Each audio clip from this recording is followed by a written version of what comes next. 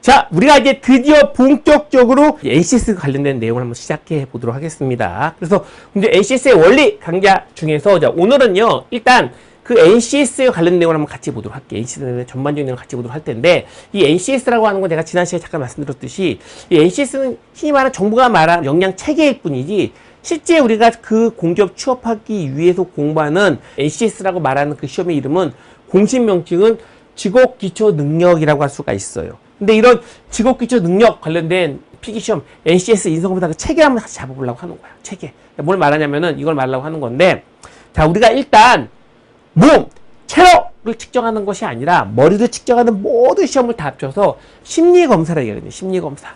심리검사라고 했는데 심리검사를 보면 이론적으로 크게 두 가지 덩어리로 구별한다고 할 수가 있어요. 하나는 뭐냐면 내 심리 상태를 정의하는 정의적 시험이 있다라고 얘기를 하고, 다른 하나는 나의 심리적, 뇌에 대한 능력을 보는 능력적 시험이 있다라고 얘기를 합니다. 자, 그래서 내 상태를 정의하는 정의적 시험이 뭐가 있습니까? 그렇게 되면 내 성격이 뭐다, 내 인성이 뭐다라고 정의해주면은 인성검사라고 할 수가 있어요.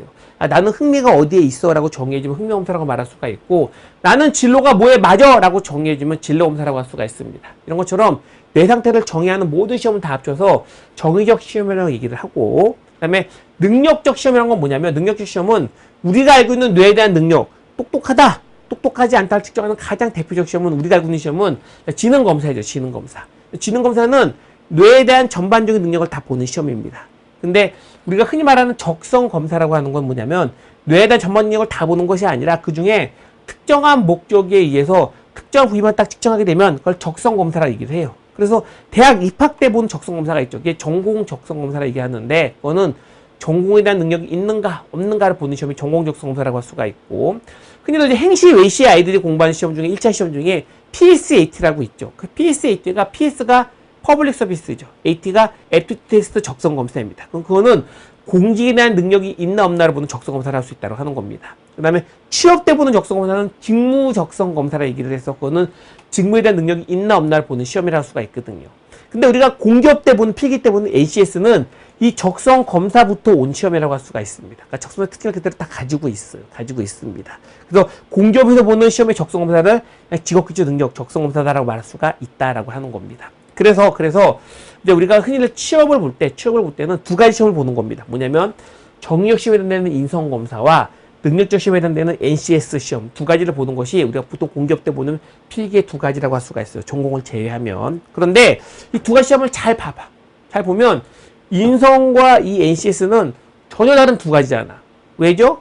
인성은 정의적 시험이고 NCS는 능력적 시험이니까 전혀 다른 두 가지라고 할 수가 있겠죠.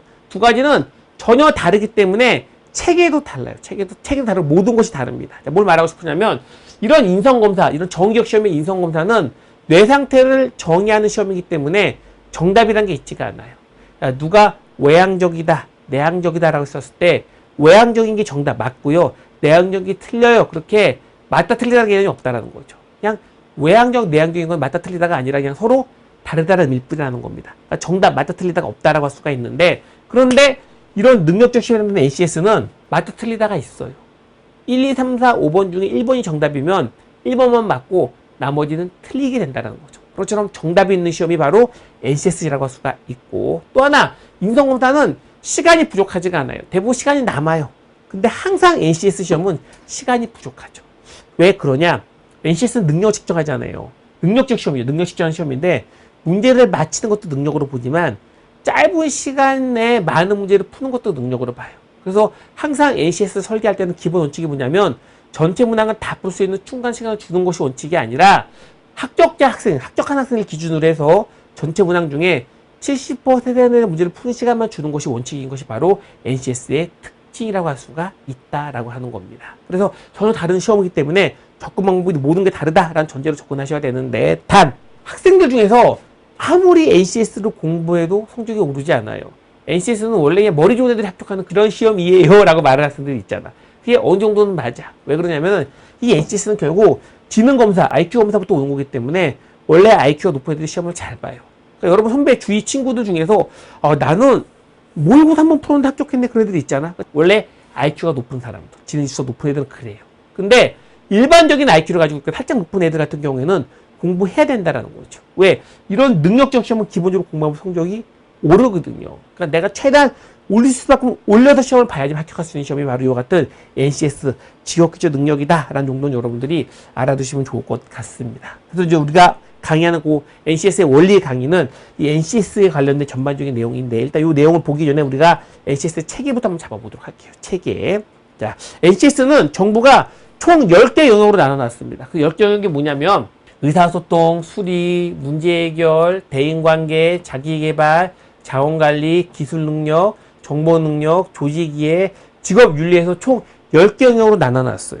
근데 이 10개 영역은 다 성격이 똑같지 않습니다. 어떻게 다르냐?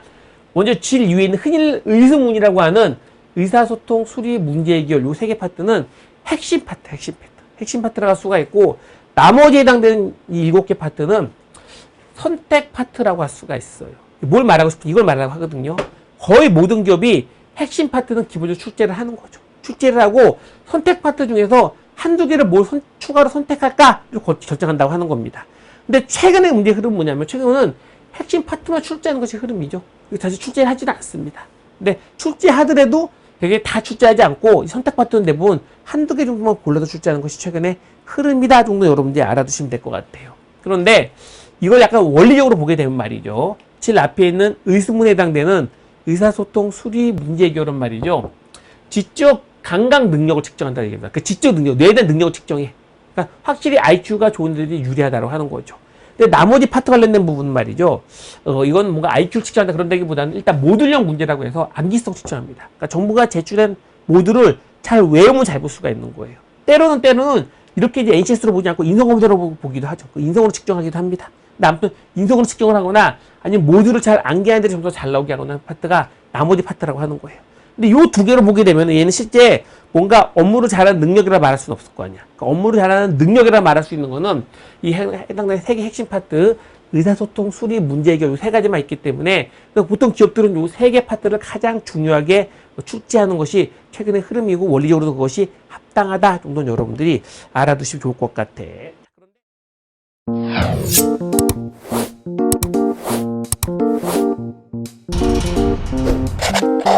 그런데